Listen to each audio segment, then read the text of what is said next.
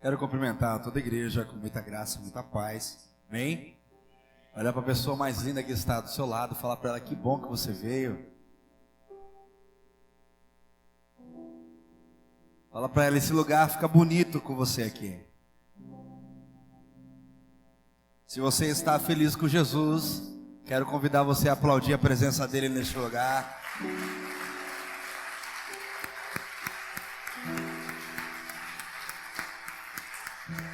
Amém.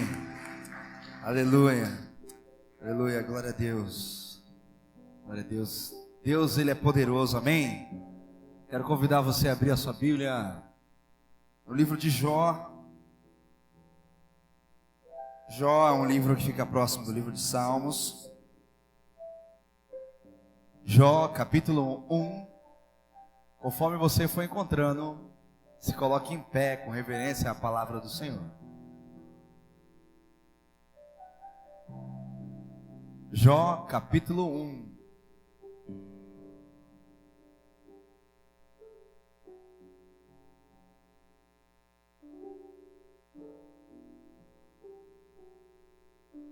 Quem achou, diga glória a Deus. Jó, capítulo 1, nós vamos ler apenas um versículo. O versículo de número 21. Diz assim: Jó capítulo 1, verso 21. E disse: Nu saí do ventre de minha mãe, e nu voltarei. O Senhor o deu e o Senhor tomou. Bendito seja o nome do Senhor. Vou estar lendo novamente. E disse: Nu saí do ventre de minha mãe, e nu voltarei. O Senhor o deu e o Senhor tomou. Bendito seja o nome do Senhor. Quero convidar você a fazer mais uma leitura, Gênesis capítulo 12, apenas o verso de número 3. Gênesis é o primeiro livro da Bíblia, capítulo 12, verso 3. Diz assim: Abençoarei os que te abençoarem, e amaldiçoarei os que te amaldiçoarem. Em ti serão benditas todas as famílias da terra. Vou ler novamente. Abençoarei os que te abençoarem, e amaldiçoarei os que te amaldiçoarem. Em ti serão benditas todas as famílias da terra. Oremos mais uma vez. Pai, obrigado, Senhor, pela oração que nós recebemos aqui. Mas essa hora eu quero orar pela igreja que se põe de pé diante dessa palavra, que se ergue, que se levanta diante dessa palavra.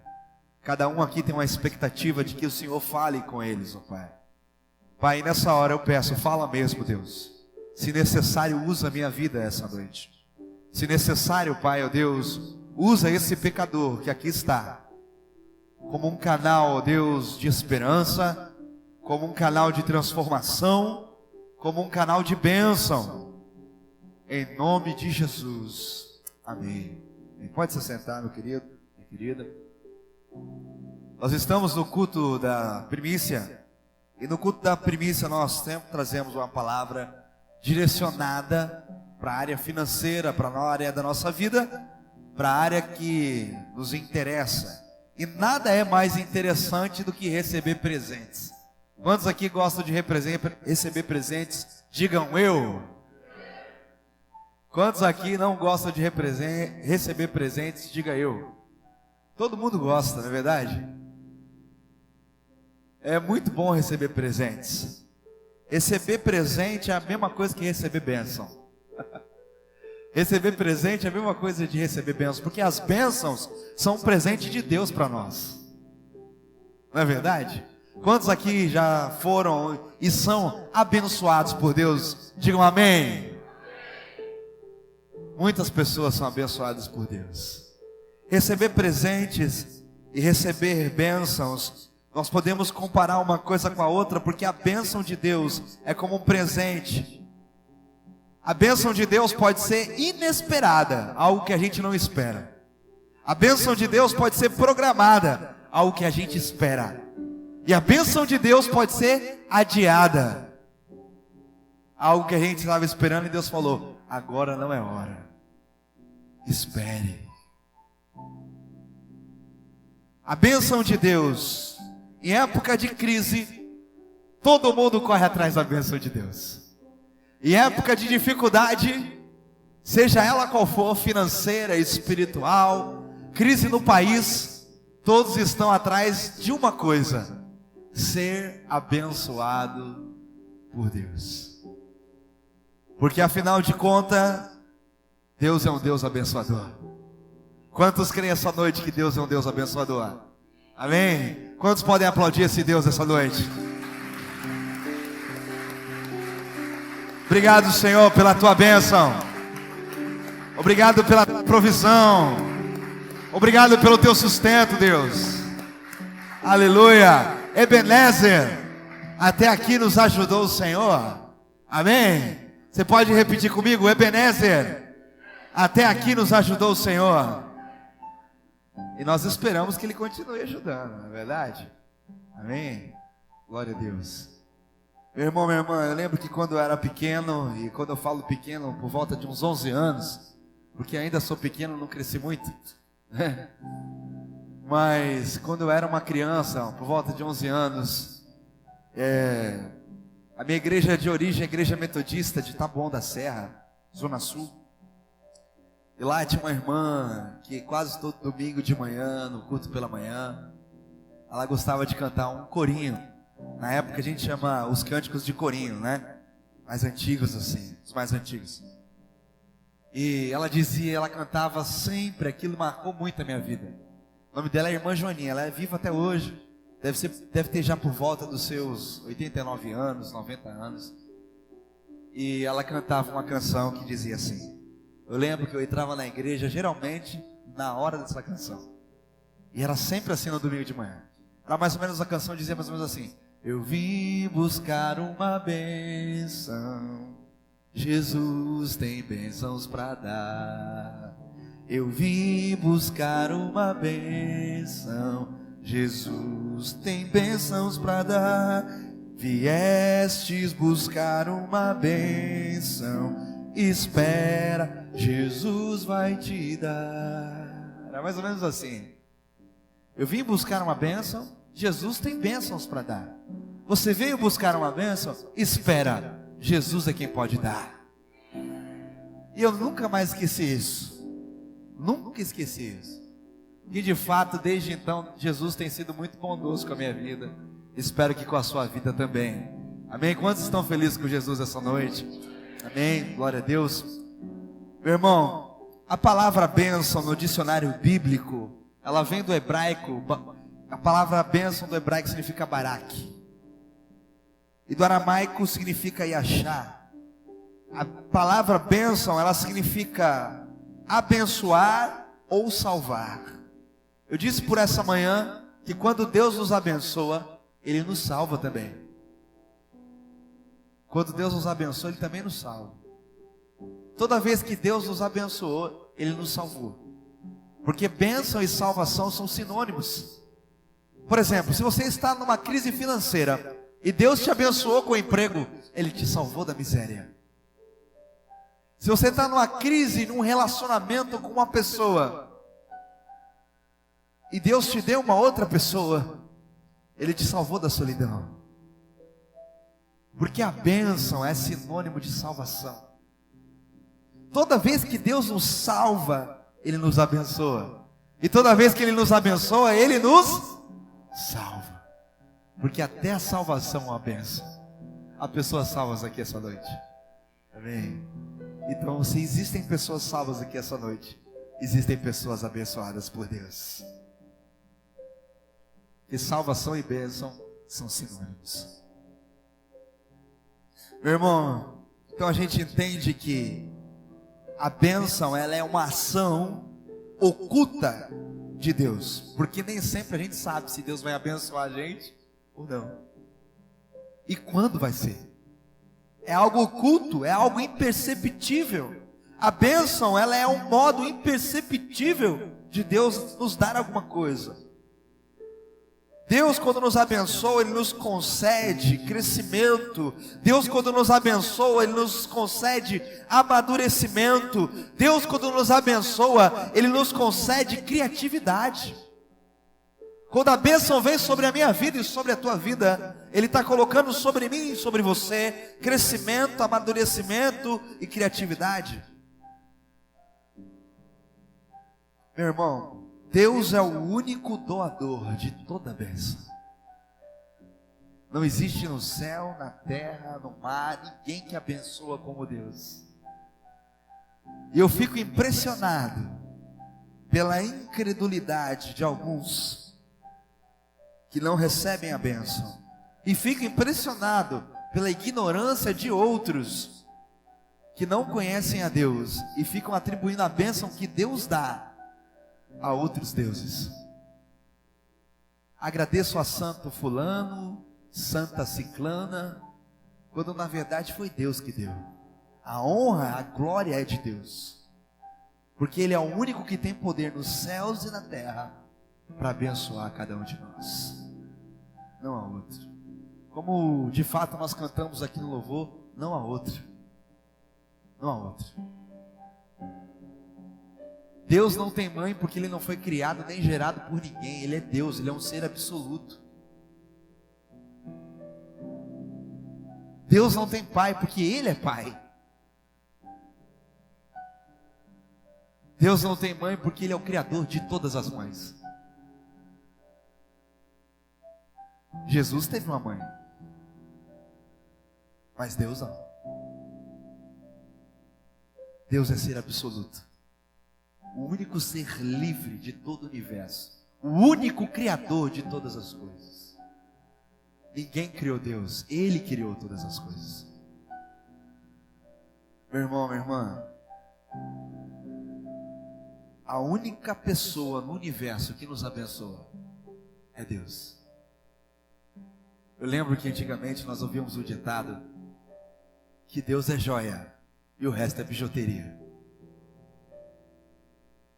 Não é verdade? Você pode aplaudir Ele por isso?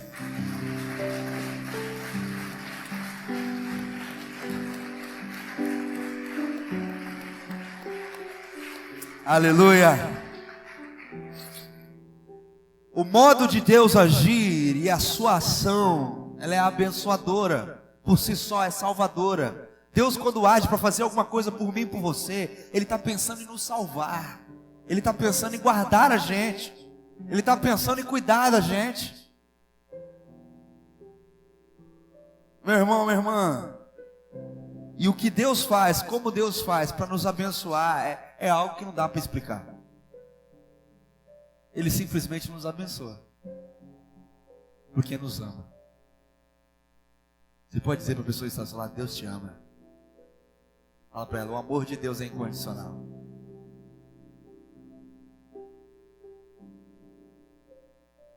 Ele te abençoa porque Ele te ama. Meu irmão, minha irmã, nós acabamos de ler um texto do livro de Jó. E a Bíblia diz que Jó foi o homem mais rico do Oriente. E eu quero arriscar aqui que ele foi um dos homens mais ricos da Bíblia. Um dos homens mais bem-sucedidos, um dos homens mais abençoados por Deus, foi Jó. Jó foi um cara que, se nós pudéssemos dizer hoje, em pleno século XX, ele foi um cara parecido com o Silvio Santos, que está no seu auge aí.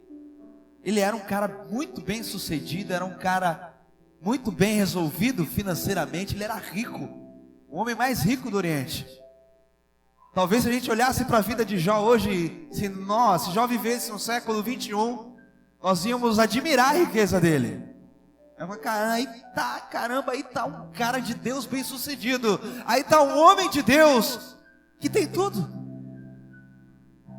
Talvez você ia querer caminhar com Jó para saber o segredo dele. Jó era o homem mais bem sucedido, mais rico, a Bíblia fala. Só que em um determinado momento, Jó tinha tudo, e em um determinado momento, um outro momento, Jó não tinha mais nada.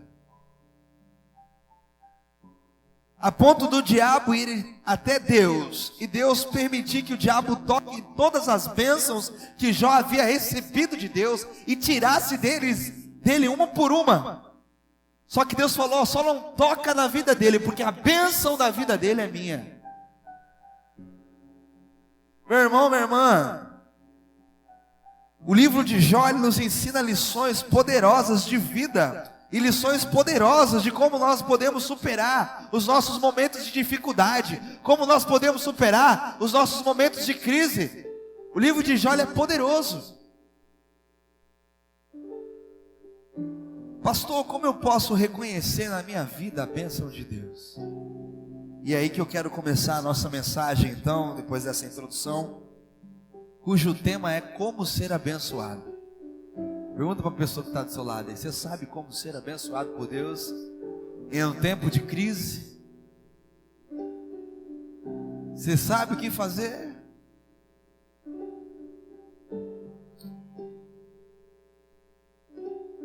No texto de Jó, nós podemos reconhecer e aprender como Deus nos abençoa. Eu quero falar aqui de duas formas de como Deus nos abençoa, de como Deus pode nos abençoar em tempos de crise. O Brasil tem vivido a maior crise de todos os anos. O Brasil tem tido a maior índice de descobertas de corrupção de todos os anos.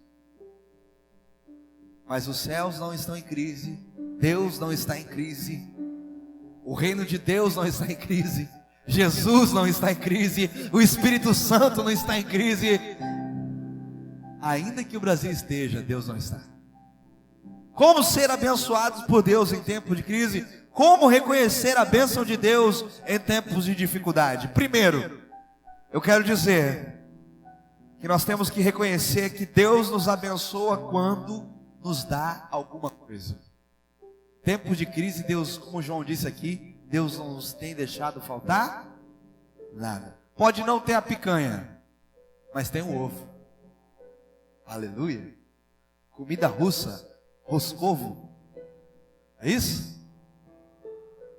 Pode não ter o filé mignon, mas tem comida francesa, restaurant. Não é? Pode não ter chuleta, mas pode ter comida japonesa, o que sobra. Não tem faltado nada, meu nome. Não tem faltado nada. Tem horas que nós comemos bem, tem horas que nós comemos mais ou menos, mas fome nós não estamos passando. Porque Deus, se Deus cuida dos passarinhos que não guardam comida, por que Ele não vai cuidar da gente? Quantos são cuidados por Deus aqui essa noite? Pode aplaudir Ele mais uma vez. Você que reconhece que é cuidado por Ele. Aleluia. Glória a Deus. E no texto que nós lemos de Jó, não fecha sua Bíblia, abra lá de novo no Jó capítulo 1. Observe o versículo que nós lemos. Eu disse que a primeira coisa que a gente precisa reconhecer em tempos de crise é que Deus nos abençoa e continua nos abençoando, dando alguma coisa a nós. Jó reconheceu isso. O verso 21 ele diz: o Senhor deu, ou seja, Deus agiu em dar algo a ele. O Senhor deu. Repita comigo: o Senhor me abençoa quando me dá algo. O Senhor deu. E essa é a forma mais comum de nós entendermos a bênção de Deus. Como é a forma mais comum de eu e você reconhecer que Deus nos abençoa? É quando Ele nos dá alguma coisa. Quando Deus me dá alguma coisa, eu reconheço rapidinho, ó, Deus me deu. Ou senão a gente não reconhece rápido, a gente demora para reconhecer que Deus deu. Também pode acontecer isso. Mas o que importa é que Deus ainda está nos abençoando. Mesmo no tempo de crise, Deus ainda está dando alguma coisa para nós. Nem que seja a vida, porque hoje, se você está aqui nesse culto, é sinal de que Deus te deu mais um dia de vida. Ainda que a vida não esteja do jeito que você queira, está do jeito que Deus quer, mas pode melhorar.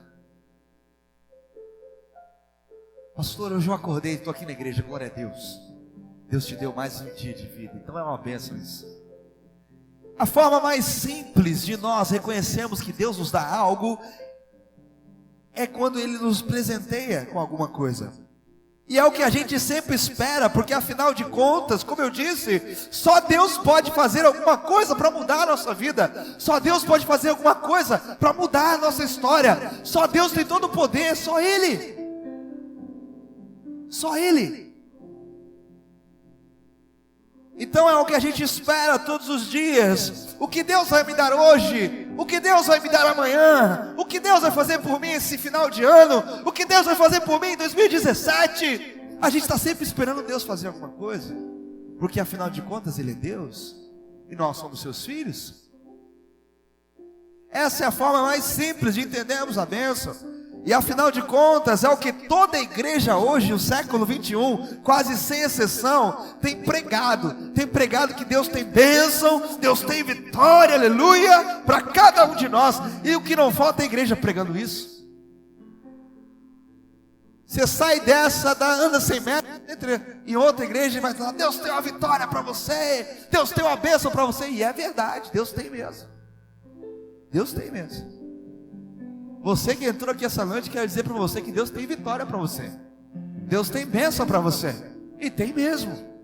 A Bíblia diz isso. E abençoarei os que te abençoarem, e amaldiçoarei os que te... Que isso, pastor? É praga? Não é Bíblia?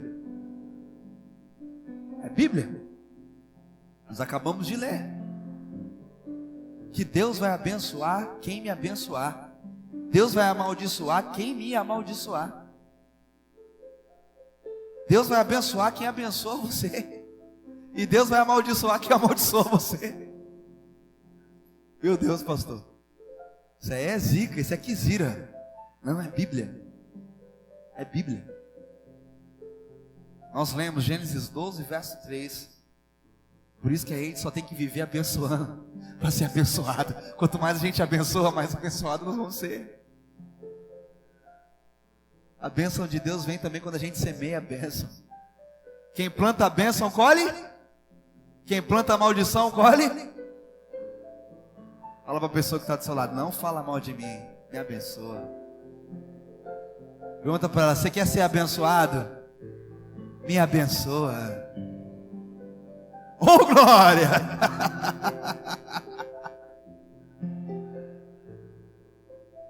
Oh, glória! Quer ser abençoado, me abençoa. E abençoarei os que te abençoarem, e amaldiçoarei os que te... Eu quero agradecer a Célula Arararate, que me abençoou com um churrasco maravilhoso essa tarde. Deus abençoe a Célula Arararate. Sempre que tiver um churrasco e quiser convidar o pastor, me chama que eu vou. Aleluia. Quem não gosta de um churrasco, né? Meu Deus. Quero agradecer os discípulos que também presentearam com a sua presença no churrasco pastoral. Glória a Deus, né? Deus abençoe. A coca eu paguei para vocês, mas o churrasco vocês pagaram para mim. Glória a Deus. Deus abençoe a sua vida. Deus é bom todo tempo. É isso? Então, hoje o que é mais pregado em todas as igrejas é que Deus tem bênção, Deus tem vitória para cada um de nós. E eu disse e repito, isso não é errado, mas é raso, é superficial. Se você entra em uma igreja só esperando ser abençoado, você é um crente raso, um crente superficial. Conversando com um rapaz, um homem que serve a Deus, eu desafiei ele em alguns assuntos que a mente dele já está cauterizada. Quando nós falamos que a mente é cauterizada, é que ele não aceita aprender mais nada, que ele já sabe, tá bom. E eu conversando com ele, ele disse, eu falei para ele assim, no meio da nossa conversa: fulano, seu conhecimento sobre isso está muito raso, você precisa expandir mais. E ele falou para mim assim: eu não vejo problema em ser raso, não, tá raso. Porque quando eu vou na praia com a minha filha, eu pego a mãozinha dela e a gente vai lá no raso e a gente fica bem feliz lá.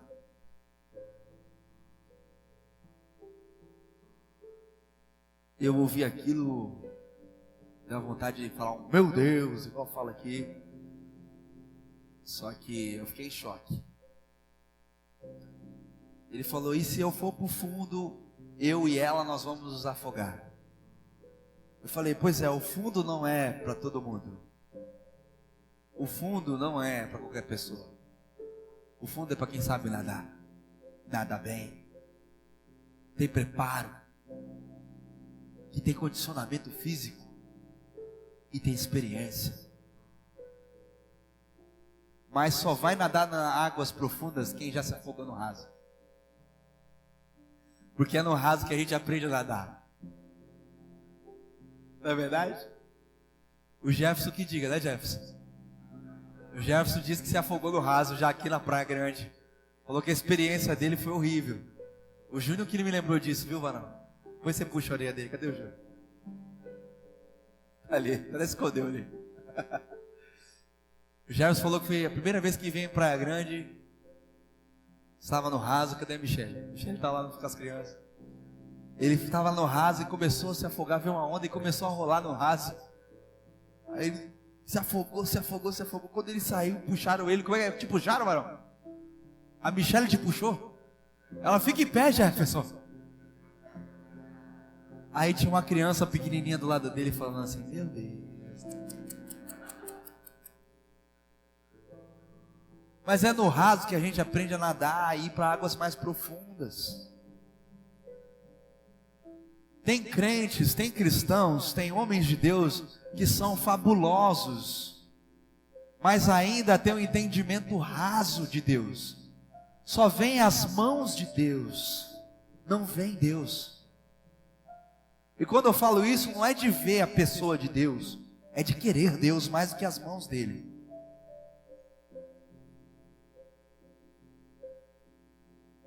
Então, Deus nos abençoa? Sim.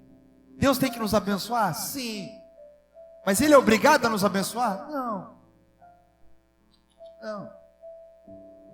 E se a gente só for buscar a igreja, buscar a Deus por causa de uma bênção que Ele pode dar, um milagre que Ele pode fazer, nós somos um cristão muito raso, superficial. Porque nós temos que querer Deus mais do que as bênçãos. Nós temos que querer Deus, o abençoador, mais do que a bênção. O dono do milagre mais do que o milagre.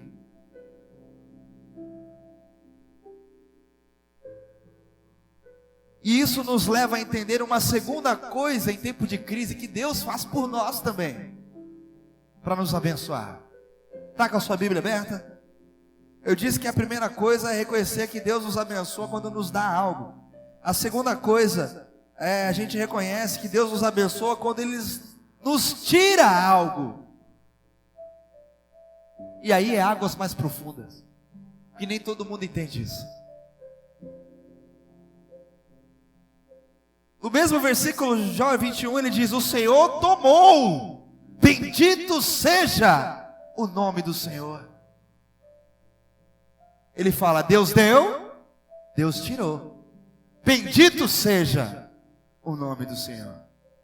A gente só vibra quando Deus nos dá, mas a gente não vibra quando Deus tira. A gente não vibra quando Deus toma alguma coisa da gente. A gente não faz festa quando perde alguma coisa. A gente só faz festa quando encontra, ou quando ganha. Meu querido, minha querida, preste atenção. Jó disse, o Senhor deu. Ele ficou feliz porque Deus deu. Deus é um Deus abençoador. Mas ele também falou, o Senhor tirou. Bendito seja o Senhor. É difícil dar uma glória a Deus nessa hora, né? Fica engasgado, não sai. Não sai. Porque ninguém gosta de perder. Quem gosta de perder aqui? Quem gosta? A gente tem que aprender a perder para Deus. A única pessoa que você pode perder para Deus. Você não pode perder para humano nenhum, para o diabo, mas para Deus você pode. Se é Deus que quer tirar, meu irmão, deixa Ele arrancar. Deixa Ele arrancar, deixa Ele lançar fora. Se é Deus que quer tirar, não briga com Ele não. Perde para Ele. Deixa Ele ganhar por WO. Para quem não sabe o que é WO, né? O pessoal que pratica esporte sabe. É quando um time vem para jogar um campeonato ou um jogo e ele não aparece. O time que apareceu ganha por WO. Não enfrenta Deus não, nem aparece na quadra. Você vai perder. E para Ele você pode. Bendito seja o nome dEle. Meu querido, o Senhor deu e o Senhor tirou. O Senhor tomou, o Senhor tirou. A segunda forma de Deus nos abençoar em um tempo de crise é tirando alguma coisa da gente. Porque quem de fato tem verdadeiros encontros com Deus, sempre vão perder algo seu para ganhar algo que é de Deus. Toda vez que você tiver um encontro com Deus, você vai perder algo seu, nem que seja o seu pecado de estimação, vai perder, para Deus te dar aquilo que é dele. É isso aqui não, Deus, não tira isso aqui não, isso não, eu gosto tanto de fazer. E Deus toma, mas Ele vai te dar algo melhor, algo maior, algo que você nem imagina. Para Ele você pode perder. Meu irmão, minha irmã, quem tem encontros com Deus precisa perder algo seu para ganhar algo dele. Quero dar alguns exemplos bíblicos. Lá em Gênesis 32, do 24 ao 26, Jacó entra na luta com um anjo, porque ele agarrou aquele anjo, e ele disse: eu não vou deixar você sair enquanto você não me der uma bênção. E aquele anjo então toca na perna dele, na coxa dele, rompe o ligamento dele, ele perde o movimento de uma perna. Mas ele foi um grande homem de Deus. Perdeu o movimento da perna, mas não perdeu Deus de vista. Perdeu o movimento da perna, mas não perdeu a presença de Deus. Perdeu o movimento da perna, começou a andar que nem um manco na terra, mas não deixou de andar na presença de Deus. Porque em encontros com Deus, nós vamos ganhar algo de Deus, mas vamos perder algo que é nosso. Quer um emprego de Deus? Talvez Deus precise tirar o emprego que é seu. Quer um namorado de Deus? Uma namorada de Deus? Então entrega a namorada que é sua, o namorado que é seu. Quer um marido, uma esposa de Deus? Então entregue o que é seu e receba o que é dele. Altar é lugar de sacrifício. Ei, altar é lugar de entrega.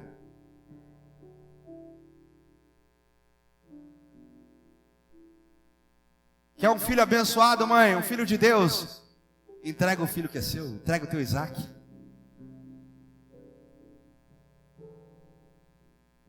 Tem pais que adoram o filho como se fosse um Deus. Ficam em torno do filho como se ele fosse o centro de tudo.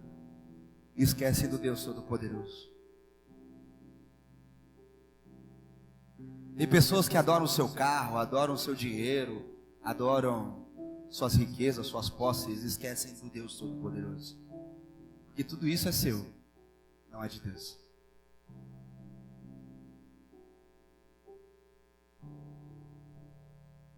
Eu não estou falando para você abandonar a sua casa, não é isso. Não estou falando para você abandonar os seus filhos, não é isso. Estou falando para você amar mais a Deus.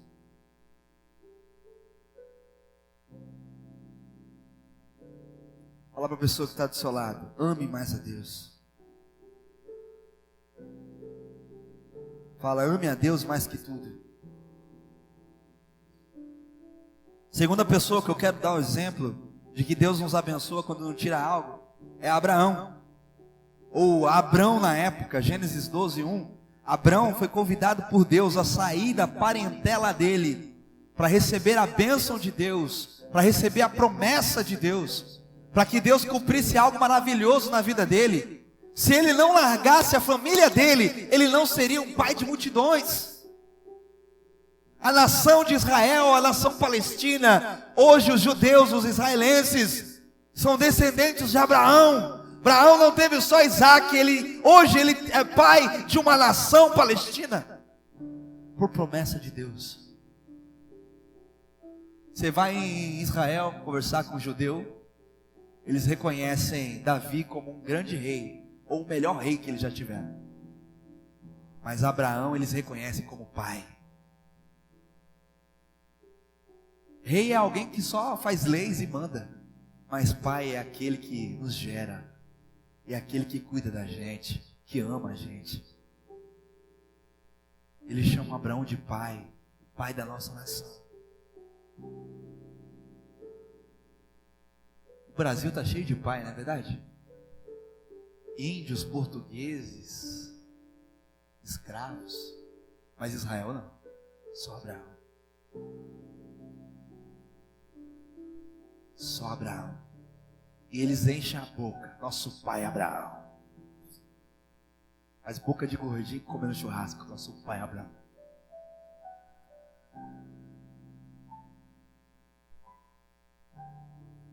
Abraão precisou sair da parentela dele, do conforto dele, para receber a promessa. Perdeu algo dele para receber algo de Deus. Deus tirou ele da parentela dele para receber algo de Deus. Outra pessoa que quase ninguém conhece, Jesus Cristo. Precisou perder o trono dele, a glória dele, a pompa dele, o status dele. Filipenses capítulo 2, versos 7 a 8 vai dizer isso. E ele se fez pobre, se fez ser humano, como eu e você. Foi humilhado, foi motivo de escândalo para uns, exaltado no meio de outros. Ele perdeu toda a glória dele, se esvaziou e se tornou homem como eu e você, para mostrar que eu e você podemos ser abençoados por Deus. Deus tirou algo dele, Deus tirou toda a glória, toda a honra, toda a majestade dele dos céus, mandou ele para a terra, sem glória nenhuma, sem honra nenhuma. Ele se rebaixou no nosso nível, para que eu e você possamos subir de nível. Quando a gente vem para a igreja, a gente não vem assistir um culto, a gente vem subir de nível.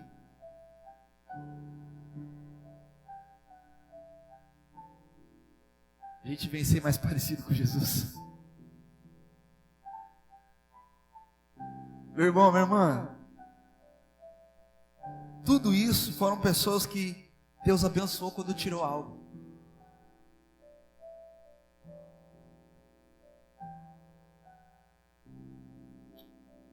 Muitas pessoas, ao receber a bênção de Deus, se afastam do abençoador.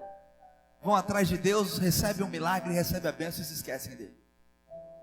Só vão lembrar dele quando Deus tirar de novo.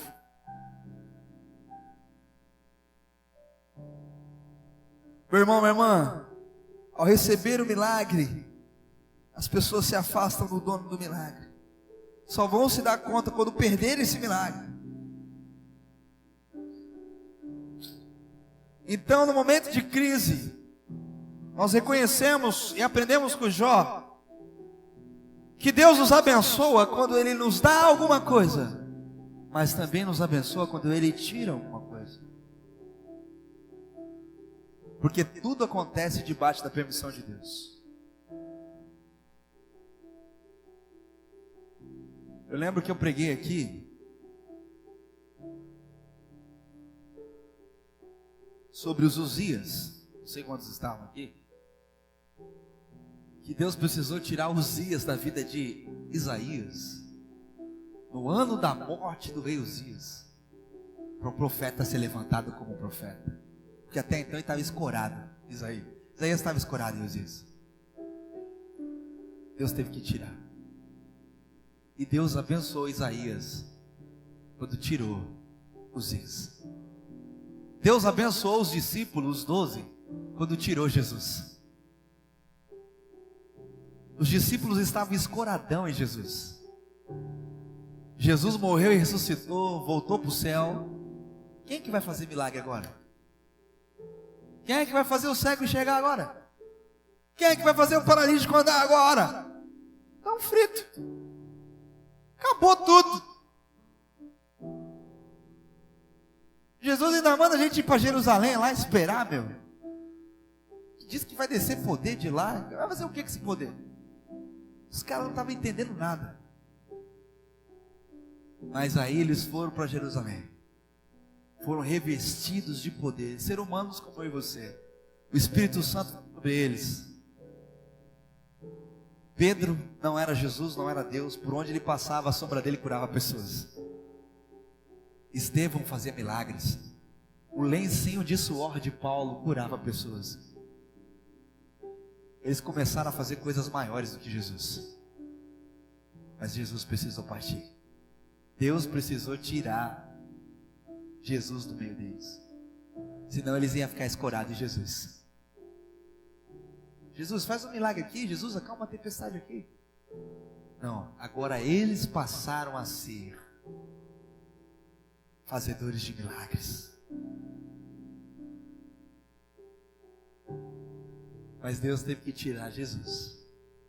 Deus nos abençoa quando tira.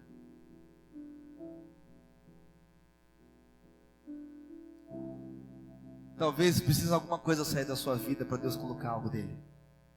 Talvez tirar a soberba, talvez o orgulho, talvez a sua altivez, talvez algum pecadinho aí está escondido, para Deus colocar alguma coisa aí em você que Ele quer pôr. Talvez alguma amizade, amizade que não é dele. Talvez algum lugar que você vai que não pertence mais a você. Pessoas que você se envolve que não pertencem mais a você. E Deus quer te dar tudo novo.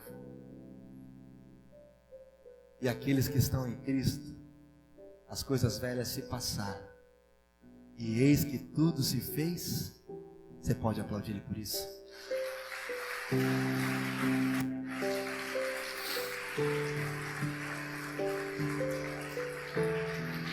Obrigado, Deus. Recebe a honra, a glória, o louvor. Cada expressão corporal neste lugar, recebe, Pai, cada expressão de gratidão, de louvor, de reconhecimento. Tudo é para Ti. Aleluia.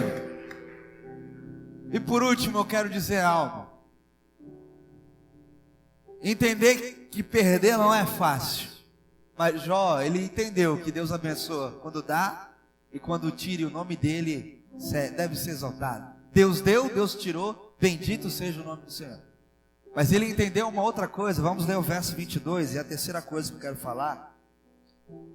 Jó 1, verso 22.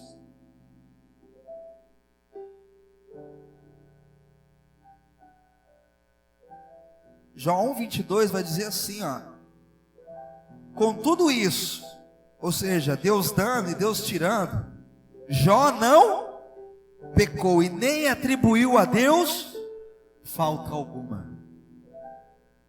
Em tempo de crise, se as coisas estão indo bem, o crente cheio do Espírito Santo glorifica a Deus. Mas se as coisas estão indo mal, haja reclamação. Aonde está Deus? Deus me abandonou. Que Deus é esse que abençoa ciclano, mas não me abençoa? Que Deus é esse que dá certo para fulano, mas não dá certo para mim? Parece que tudo dá errado só para mim. Eu sei que você não é assim, amém? Eu sei que você conhece alguém que é assim, não é verdade? Fulano vive melhor que eu, Deus. Eu coloquei sal na Santa Ceia.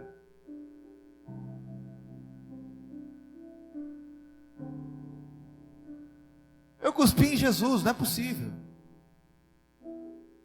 Eu já disse isso. Eu já disse isso. Jó perdeu, Jó ganhou, Jó perdeu. Mas Jó não se perdeu. É a terceira coisa que eu quero falar. No momentos de crise, Deus nos abençoa quando a gente aprende a lidar com as nossas perdas. Jó não murmurou, Jó não reclamou, Jó não pecou e nem atribuiu falta alguma a Deus. Ou seja, Jó não falou que Deus me deixou, Deus me esqueceu. Jó não reclamou, pelo contrário. Nesse momento, Jó foi fiel a Deus. Ele reconhecia que Deus deu, que Deus tirou e que Deus não deixou ele se perder. Em tudo isso, Jó não pecou e nem culpou a Deus. Se tem algo que a gente não aprende a lidar muito bem, é com as nossas perdas, não é verdade? Tem pessoas que perdem alguém, se perde. Tem pessoas que perdem um trabalho, se perde. Tem pessoas que perdem um namorado, se perde. Tem pessoas que perdem um noivo, se perde. Perde um marido, se perde. E fica perdido e estão perdidos até hoje.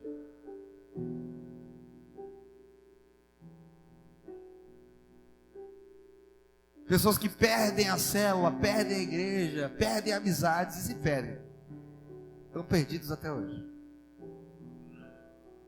Meu querido, se tem algo que a gente não aprendeu a lidar, nem eu e nem você, ou precisamos aprender a lidar, é com as nossas perdas. A gente não é ensinado a perder. Nós não aprendemos na nossa vida, na nossa infância, que perder faz parte da vida. Pelo contrário, a gente é ensinado a ser o primeiro em tudo, ganhar tudo. E quando acontece algo que a gente perde, a gente se frustra. É assim ou não é? Amém ou não amém? A gente não aprende a ser resilientes, ou seja, a resiliência é a capacidade de a gente receber um atrito e depois voltar ao normal. É como você pegar uma liguinha, o elástico, ele é resiliente. A gente estica ele, antes de quebrar, estica o máximo possível e volta. Ele volta de novo para o mesmo lugar. Isso é resiliência. A vida pode até nos espremer, meu irmão, minha irmã. Pode até nos dar golpes dolorosos. Mas nós temos que voltar para o lugar da onde Deus colocou a gente. Isso é resiliência. Isso é ser resiliente. Receber o atrito e não se perder com esse atrito.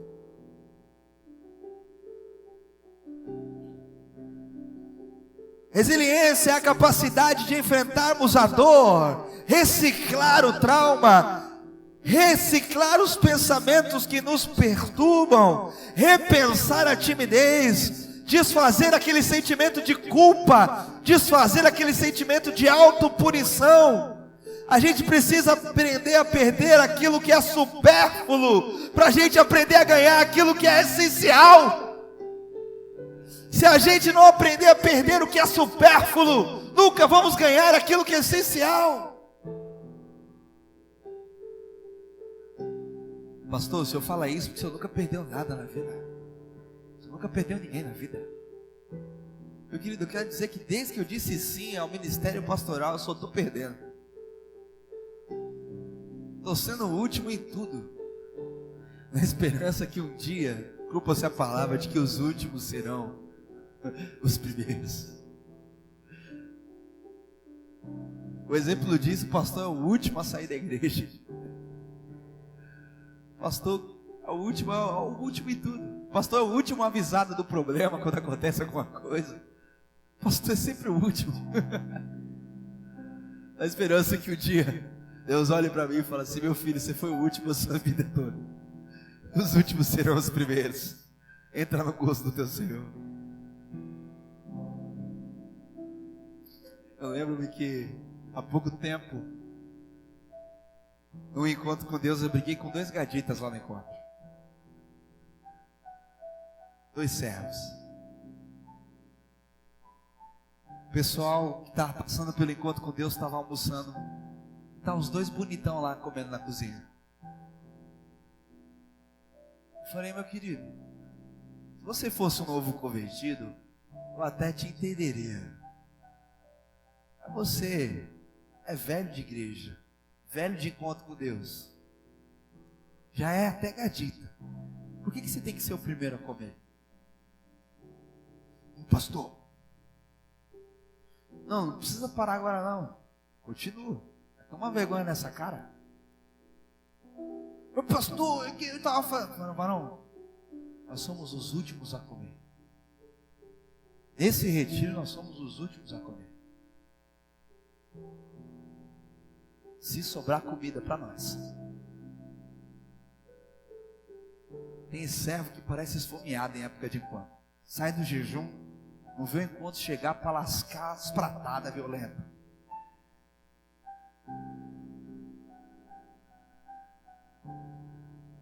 E se tem um problema de saúde, tudo bem, né? Um problema de saúde, tem que comer. Mas não tem. Os caras têm mais saúde que eu, pô. Meu irmão, minha irmã, a gente precisa aprender a perder o que é supérfluo para ganhar o que é essencial. Repita comigo: eu preciso aprender a perder o que é supérfluo para ganhar o que é essencial.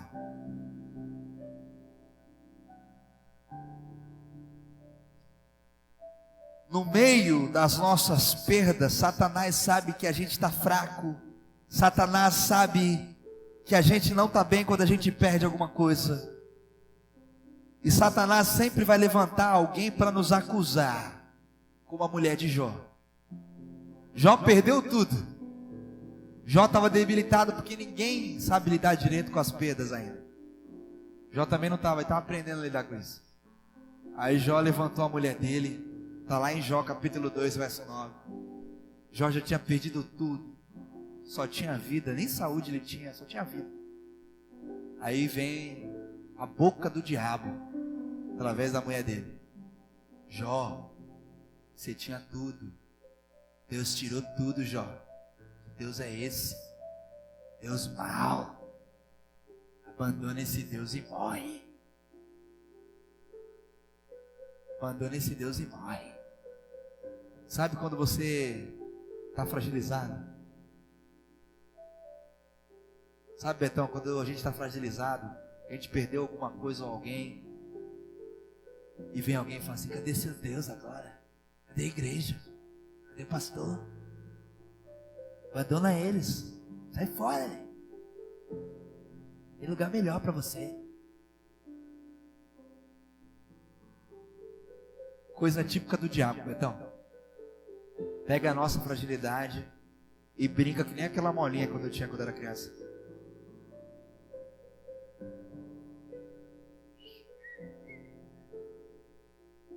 Pedro estava fragilizado. Jesus disse para ele: Pedro, quando você me perder, Satanás me pediu, porque ele quer peneirar você como trigo. Porque o Satanás sabe que eu vou morrer e você vai ficar fragilizado. Mas eu intercedi por você. Pedro foi um dos maiores apóstolos. Um sermão, uma pregação dessa aqui, ele converteu 3.000 pessoas. É difícil você ver uma igreja com 3.000 hoje. Em São Paulo isso é raro. Lá no Paraná tem bastante, né, Gabriel? As igrejas no Paraná, lá você acha igreja com 3.000, Rio de Janeiro. Em São Paulo é difícil, porque o diabo brinca muito com os sentimentos de quem está fragilizado aqui em São Paulo.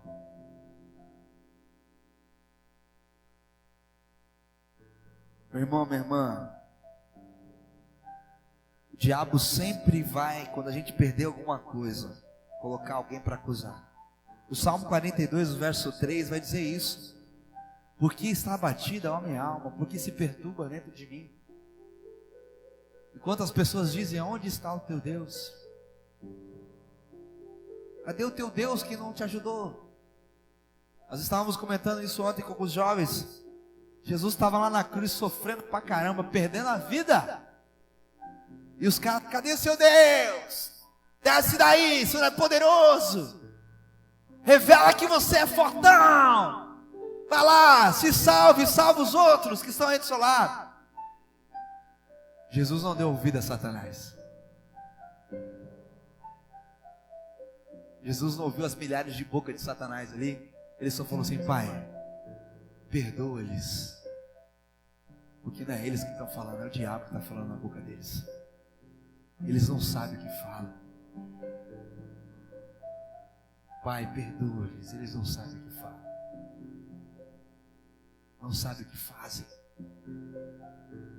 Jesus não se perdeu com as perdas dele. O Jesus carnal estava perdendo a sua mãe, os seus irmãos, estava perdendo os seus amigos, Marta, Maria, Lázaro, estava perdendo tudo que ele conquistou em 33 anos. E ele não se perdeu com a sua perda. O maior segredo de um crente é não se perder em meio às suas perdas. O crente, ele é mais que vencedor, não porque não sofre, mas porque ele não é vencido pelo sofrimento. Posso ouvir um glória a Deus por isso? Você é mais que vencedor, não é porque você não sofre, você sofre, como eu também.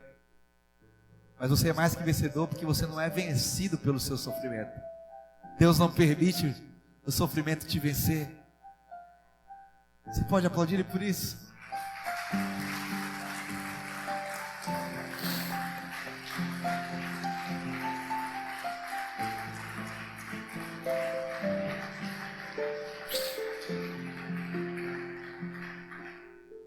Eu tenho ouvido isso: quem não está disposto a perder nunca esteve pronto para ganhar.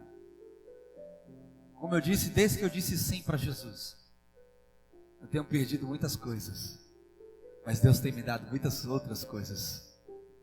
Tenho perdido as minhas coisas e Deus tem dado as coisas dele.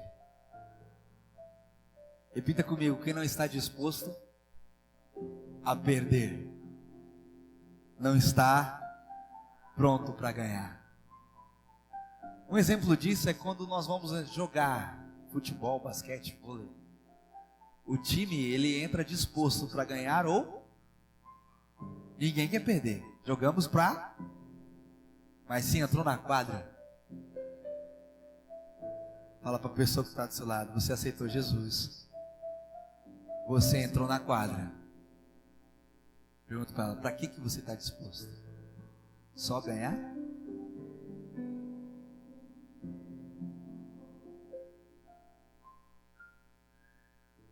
Com Deus é vencer ou vencer. A minha vitória tem sabor de mel. A Bíblia fala que a palavra de Deus é assim: ela é doce na boca, mas é amarga no estômago. A parte do doce todo mundo gosta, mas a parte do amargo ninguém quer. Isso nem é lido na igreja.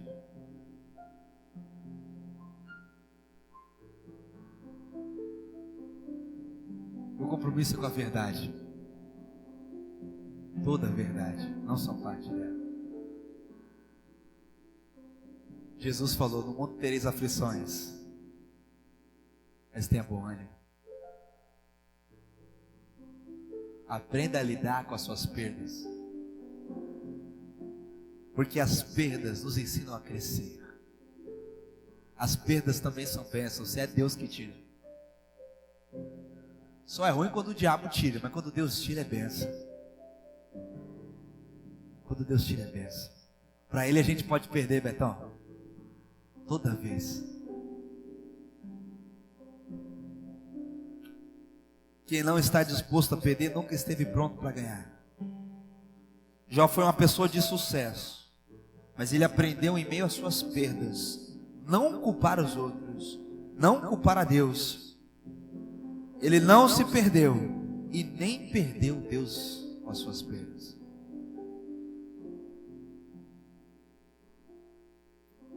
Cada um de nós em algum momento já enfrentamos perda de um ente querido, perda de relacionamentos, perdas de um amigo, de um amigo. Quem nunca perdeu a chave de casa? Quem nunca perdeu um jogo de futebol, de videogame? Nós estávamos falando hoje, né? A gente estava falando que quem jogou videogame perdia e falava assim: agora eu vou começar a jogar sério. Quem nunca jogou videogame nunca disse isso. Agora eu vou jogar para valer. Tá só brincando. Eu tava perdendo. Quem nunca perdeu um emprego, enfim. Não importa o tamanho da perda, meu irmão. A gente precisa aprender a lidar com ela. E não nos esquecer que existem perdas que são bênçãos de Deus em nossa vida. Quero finalizar contando uma breve história. Já contei essa história aqui, mas eu quero lembrá-las. Lembrar a igreja dessa história novamente, que é muito importante. Um profeta e o seu discípulo estavam passando de viagem em uma pequena cidade. Eles encontraram ali uma casa, uma residência. Eles entraram naquela residência e pediram estadia, do dia para o outro. E na hora do jantar, lhe foi servido de alimentação apenas um copo de leite. Colocaram um copo de leite lá. Sejam bem-vindos, podem sentar. A janta vai ser servida. O que era a janta? Um copo de leite. Aí o profeta olhou para o discípulo dele. O discípulo olhou para o profeta. Copo de leite? Copo de leite na janta? Era a única coisa que o dono da casa tinha para oferecer. Embora todos ali que moravam naquela casa fossem pessoas saudáveis, tanto os pais como os filhos, família grande, a terra onde ele estava era boa para o plantio, porém a família nunca plantou nada naquela terra, e em toda aquela terra vasta que eles tinham, eles possuíam apenas uma vaca. Uma vaquinha, magrinha, coitada. E toda a alimentação que eles tinham era o leite dessa vaca. Vaca leiteira, de onde vinha todo o sustento daquela família. E pela manhã, o profeta e o discípulo se levantaram mais cedo que eles. Agradeceram a hospedagem e falaram: nós vamos prosseguir viagem. Pegaram as coisas dele, saíram da casa, se despediram dos familiares, ali receberam ele, agradeceram o copo de leite. Começaram a passar pelo terreno da casa, para ir até a porteira. E viram que a vaca estava pastando ali, pertinho do precipício. A vaca estava pertinho do precipício. Aí o profeta olhou para o discípulo dele e falou assim: vem aqui, meu discípulo, vai até aquela vaca. Aí eu fiquei imaginando o discípulo: vai tirar leite? Falando em viagem? Não. Tá vendo a vaca? Tá perto do precipício. Tá. Vai lá, empurra ela lá. Joga ela naquele buraco. Tu tá maluco? Jogar a vaca lá naquele brejo, lá naquele buraco? Joga ela lá. O discípulo, inicialmente, ele relutou, mas como ele era obediente, ele fez o que o profeta pediu. Foi lá e empurrou a vaca. E a vaca caiu naquele barranco, uma queda enorme. O discípulo ficou consternado, ficou abalado com aquilo. A vaca morreu. Fala para a pessoa que está do seu lado: a vaca foi para o brejo. E eles continuaram a viagem. Alguns anos se passaram e o profeta e o discípulo voltaram por aquela mesma cidade, aquela mesma região. E novamente eles pousaram naquela mesma casa, pediram ali pousada na mesma casa. Eles começaram a observar que aquela casa mudou. Imediatamente eles viram que aquela casa, aquela família mudou. Havia plantações ao redor da casa, animais de tudo quanto é tipo, galinha, porco, se movimentando naquele terreno. E ele olhava a família toda ocupada com várias tarefas naquele terreno. E aí na hora do jantar, lhes serviram uma comida excelente, preparada com alimentos que foram colhidos do campo, da própria terra. E foi um motivo de alegria, muita alegria para eles receberem de novo aqueles viajantes. Naquela época a gente só tinha leite, agora a gente tem milho, a gente tem laranja, a gente tem trigo, tem tudo aqui. E receber aquele banquete, orgulho para todo mundo. Aí o profeta e o discípulo dormiram lá, e na outra manhã eles acordaram, se despediram da família e continuaram. E o profeta então disse para o discípulo: Assim, ó, se a gente não tivesse empurrado aquela vaca naquele precipício, aquela família nunca poderia ter desenvolvido o trabalho, cultivado a terra e vivido os melhores anos da sua vida. Pergunta para a pessoa que está do seu lado aí: qual é a vaca que você precisa perder?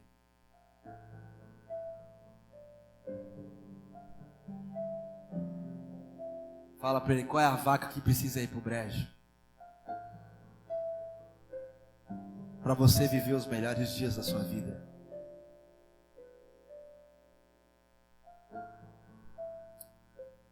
Por fim, eu quero dizer que essa história mostra para cada um de nós que mudar hábitos, que mudar paradigmas, que mudar comportamentos requer sacrifícios, requer perdas, e algumas delas são até permitidas por Deus. Talvez Deus vai colocar um profeta e um discípulo na sua vida para jogar a sua vaca fora. Pastor, está amarrado, deixa minha vaca quieta. Não mexe com a minha vaca não. Deus vai levantar alguém para jogar a sua vaca fora, se você não jogar. Deus, meu, quer que você cresça. Deus quer que você se desenvolva, quer que você amadureça. Se Deus deu, meu irmão, glória a Deus. Se Ele tirou, bendito seja o nome do Senhor. Você pode aplaudir Ele por isso.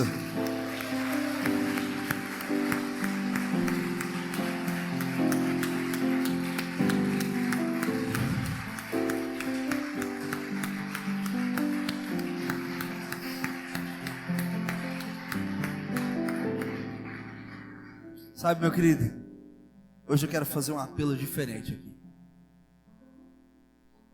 Eu não quero fazer um apelo para você que quer mais de Deus, que todo mundo quer mais de Deus, quer mais bênção de Deus. Eu quero fazer um apelo diferente essa noite. Eu quero pedir para que você venha até o altar, porque o altar é lugar de sacrifício. Colocar aquilo que você precisa perder, aquilo que está sendo maior do que Deus na sua vida, aquilo que está sendo o seu Deus na sua vida, a vaquinha que você precisa mandar ir para o brejo, para que as coisas aconteçam. De uma maneira muito séria, se você reconhece isso, que nesse tempo de crise você pode estar melhor do que você está, mas você está preso ainda a algumas coisas, entregue para Deus. Não é para mim não, eu não quero nada seu. Entregue para Deus no altar dele. Quero convidar você a se colocar de pé. E você que quer vir, venha até o altar.